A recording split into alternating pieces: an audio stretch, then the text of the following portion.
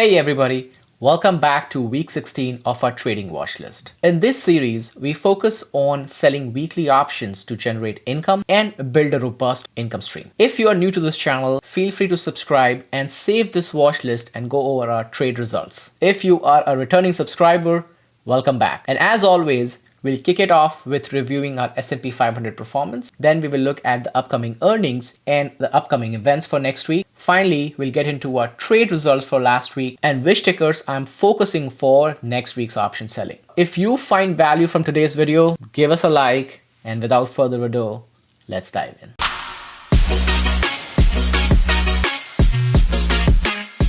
As you can see from this heat map, last week was a pretty good week for the stocks in general. Microsoft was up over 3.5%, Meta was up over 4%, Apple was also up, Nvidia was up. So overall, a lot more green as compared to a couple previous weeks. Next week, what you want to watch is for the US retail sales. Currently, we have a median forecast of about 0.2%. However, previously it came about 0.6%. So keep that in mind as we get into the earnings season. Next week is finally the kickoff for the earnings season with tech reporting earnings. We have some major earnings coming up. On Tuesday, after close, we have United. And then on Wednesday, we have Tesla, Netflix reporting earnings. That is going to be massive, especially for the stock itself and the stock market in general. Now, since these two companies are always reporting earnings pretty much in the first week of the earnings season, they generally tend to set the tone for the remaining of the earnings season. So we'll see how it plays out. Then on Thursday, we have American Airlines, AT&T, and then a couple other on Friday like American Express, and then a couple regional banks like Comerica, Huntington. So you might want to watch those regional banks as well, especially to see how are they performing since the aftermath of February, March when SVB went bankrupt. The first trade that we closed this week was the AMD 102 put, which was supposed to expire on October 13th. We ended up closing this put on October 10th and we had to give about $19.02. Even though AMD stock price ended up at $105 on Friday, which would have expired our put worthless to begin with, the reason I closed the put earlier was to free up my capital and not wait until my cash settles in my account on Tuesday. So that was just to get my account all ready and prepared for the next week. So this is our entire AMD campaign that we have been running for multiple weeks now, and you can see that we do not hold the stock anymore, but we also gained $1,051 just in premiums by selling AMD puts and calls since last few weeks. And guess what? We are going to open another AMD cash secured put on next week as well. And guess what we're going to do? We're going to keep the same $102 as our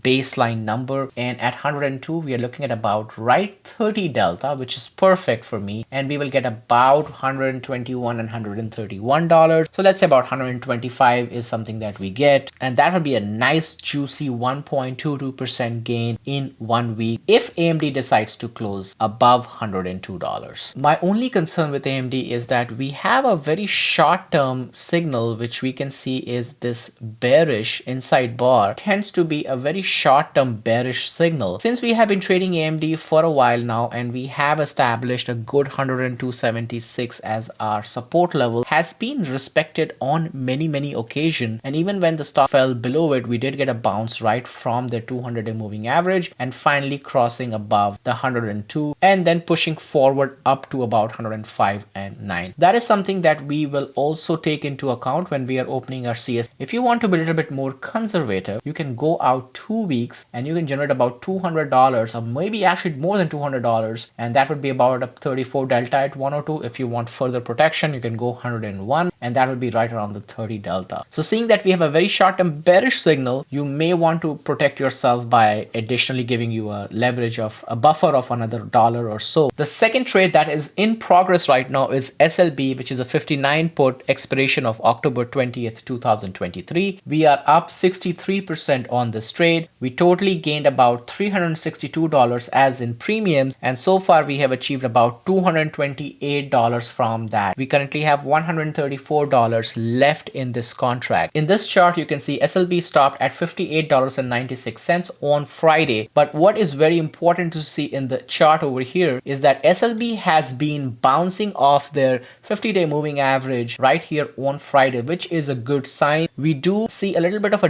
death cross over here because the 20-day moving average has crossed below the 50-day moving average. However, uptick in the RSI and the volume is also up comparatively to last few days. With the recent war situation in the Middle East, we could see a big surge in the energy price. So that's why I'm a little bit more confident with this trade that we may be able to close above $59 on this by end of next week, which will get us a full $360 in our pockets. The first stock that I will be selling options on will be Block, ticker symbol SQ, formerly known as Square. From the weekly chart over here, we have formed this downward trend where you can see the stock has been bouncing off this downtrend line and has been hitting the ceiling over here at the uptrend line. And this forms a kind of a range for this stock. We see this major big dip right here. From many analysts and even Bank of America are stating that there has been a very unjustified correction for Square. Now, depending upon how you want to look at it, Square currently has been oversold for last many weeks now. Currently, the stock is down below its 200-day, 50-day, and 20-day moving averages, which kind of tells you that the stock has been oversold from weekly as well as on the daily chart as well. And on the daily chart, you can see that from October 18th onwards, the RSI has been in the oversold territory with being at as low as about 13.12, which shows the selling pressure on this stock. Now, if I want to sell an option, I generally tend to like stocks that are around the 25 to 35 delta on a weekly basis. But when you see stocks like Square, which is in a very downtrend, I generally want to give enough time for the stock to ramp up. So I'm looking at about 2 weeks or maybe 3 weeks. So let's look at 2 weeks right now. The 30 delta would be around 41.15. So I want to be a little bit more conservative on this one. So let's say if I target the $40, I would be getting about $53 in premium for this contract, which will be about 1.3% in 2 weeks. If I want to go further out, because Block is going to be reporting earnings in the next couple of weeks as well. So let's say if we go out 4 weeks from here and we target the 40, which will be about the 29 delta, or if you want to even further safeguard yourself and go to 39 delta, you will get about 100 and let's say 30 on this trade.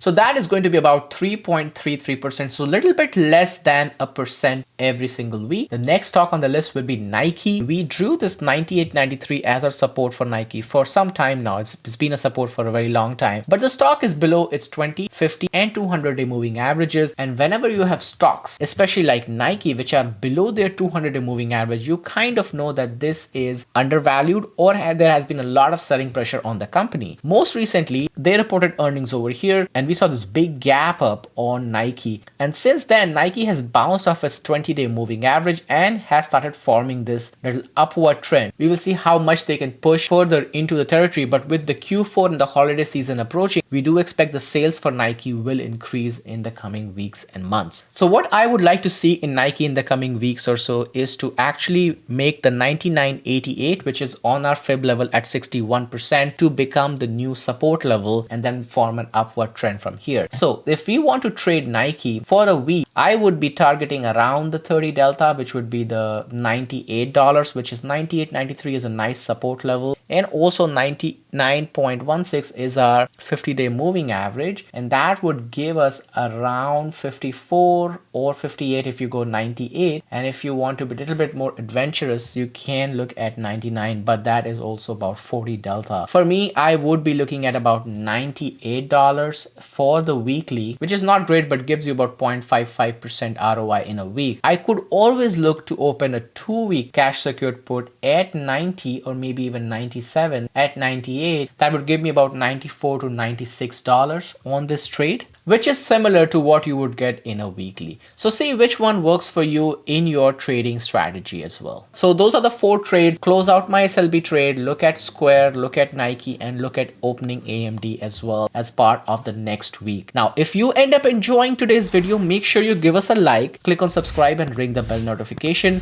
I will see you next time, my investor family, but don't forget to invest for tomorrow.